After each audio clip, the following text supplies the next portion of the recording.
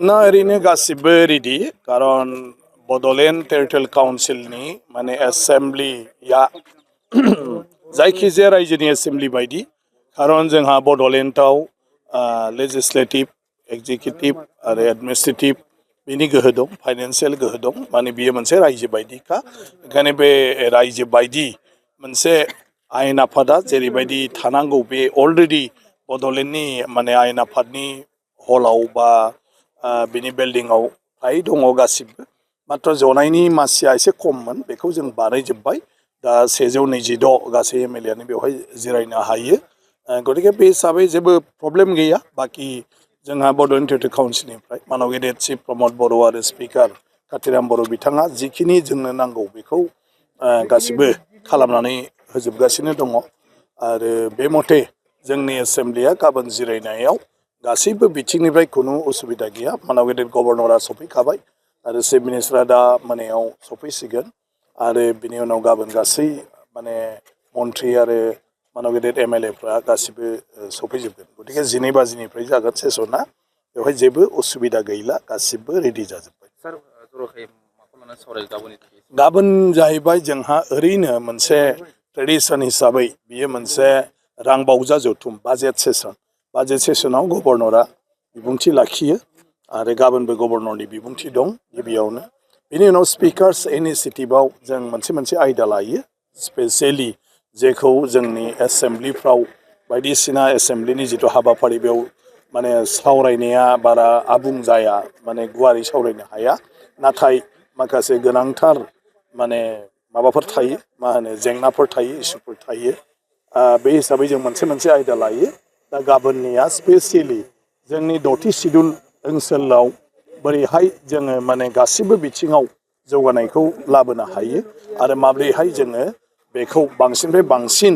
गोहोगोरा खालामनो हायो जाहाथे बे 6 सिडुल एरियायाव बिसोरो माने बे जायगानि जेंनाफोरखौ गावसोरनो सुफुंनानै लानायाव माने मा होनो सम्भब जायो ओंखायनो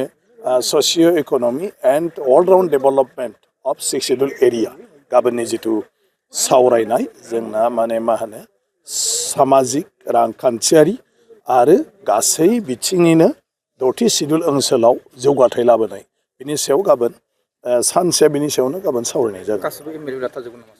ना एसेम्ब्लियावथ' गासिबो एमएलएआनो थानांगौ एमएलएआनो एसेम्ब्लिनि थाखाय एसेम्ब्लियाव फैयाबाथ' एमएलएआनो नङा समस्तिनि मानसिफ्रा बिसोरखौ माने रावबो मोजां मोननाय नङा खारन समस्तिनि खोथा बुंनो आरो हादोरनि खोथा सावरायनायाव बायदिसिना माने मा होनो माखासे गावनि माने अपिनियनखौ होनो थाखायनो एमएलए गतिके एसेम्ब्लियानो एमएलएनि गतिके एमएलए बिथांमोना बयबो फैगोन सोरबा जुदि लोमजानानै दंब्ला मानानै दंब्ला बे गुबुन बाथ्रा 12 बाजिनिफ्राय जागोन बेयो नोंथाङा रेलवे आसाम पुलिस बेंक टेट बायदि सरकारि साख्रि मावनो गोसो दं नामा एबा नोंथाङा बेफोर बायदि साख्रिनि थाखाय थियारि खालामगासिनो दं नामा नोंथाङा railway Assam police banking SSC Assam direct recruitment TET बायदिनि आनजादखौ खनले होदोंब्लाबो जाफुंसारनायखौ मोननो हायाखै नामा जुदि नोंथाङा railway Assam police banking SSC Assam direct recruitment TET cum recruitment आनजादनि थाखाय थियारि खालामगासिनो दङब्ला नोंथांनि थाखाय लानानै फैदों मोनसे मोजां रादाब लास्ट ईयर से प्रिपरेशन स्टार्ट किया बट कोचिंग ज्वाइन करने के बाद ही मेरा एग्जाम क्लियर हुआ तो मेरा इस साल 3 एग्जाम का प्री क्लियर हुआ सीएचएसएल का प्री क्लियर हुआ फिर आईपीएस पीओ का मेरा प्री क्लियर हुआ है और सीजीएल का भी मेरा प्री क्लियर हुआ है तो अभी मैं मेंस का प्रिपरेशन कर रहा हूँ क'क्राझार सहरनि RNB road ward number 6 Sai Baba मन्दिर एबा एयारटेल अफिसनि साखाथियाव दङ आईबीटी कोचिं इन्स्टिट्यूटआ आईबीटी कोचिं इन्स्टिट्यूटआव banking SSC railways defence TET आरो गुबुन सरकारि साख्रिफोरनि आनजादनि कोचिं होनाय जायो आरो बेनि मुं थिसननाया दासान्दि सोलिगासिनो दङ आं नाजानाय मेथ्सफोराव उइकफोर आयदा बाहायनायानो एसे गुबुन जाबाय आरो बाहाय सीए क्लासबो जायो माने सामफ्राम कारेन्ट एफेयारफोर जानाय माला मा जानाय जे मा जानाय बिदिखौ मोनगोन ओमफ्राय रिजनिंफोर इंग्लिश क्लास जाजोबो गासैबो मेरा क्वांट में एक्चुअली खराब था इसलिए मैं ज़्यादातर एग्जाम में क्वालिफाई नहीं कर पा रहा था और कॉन्फिडेंट भी नहीं जब से मैंने ज्वाइन किया है तब से मैंने क्वांट पे एक्चुअली अभी मैं क्वांट पे अच्छा हूँ और कर भी पा रहा हूँ तो अभी कॉन्फिडेंट भी हूँ और फैकल्टीज भी बहुत अच्छे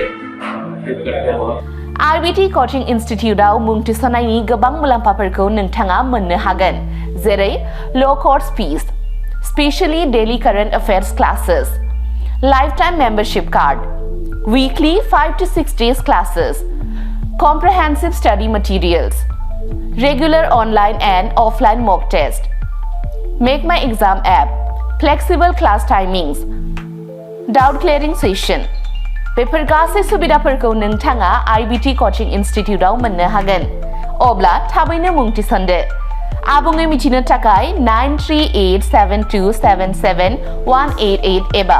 9101325849 आव सोलोंनो हागोन।